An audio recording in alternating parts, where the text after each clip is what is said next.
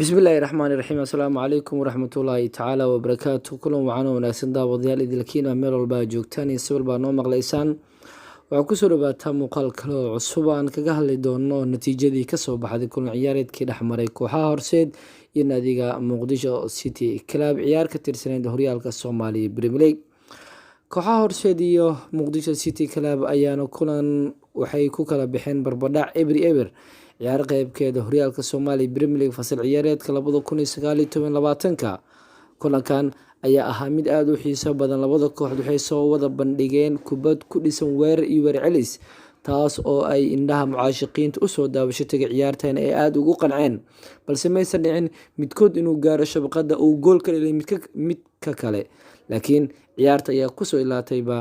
garba siman eber ugu dambeyn kulanka ayaa kusoo dhamaaday barbadhac eber Muqdisho City Club ayaana imika leh hal dhibcood oo qura halka horseed ay leedahay 2 dhibcood waxayna ciyaareen labadan kooxood kulankoodii labaad galabta Muqdisho City Club kulankii ugu dambeeyay ay soo ciyaarto Raja ayaa kasoo adkaatay halka horseedna ay barbadhac la soo gashay kooxda Jazeera Sports Club galabtan barbadhacii labaad ay gashay kala ciyaareedkan 2019-20 waxayna leedahay kaliya 2 dhibcood oo qura sidaas darteedna ciyaarta eber ay ku soo aragtidaada hoos inoogu dheeb adigoo maasan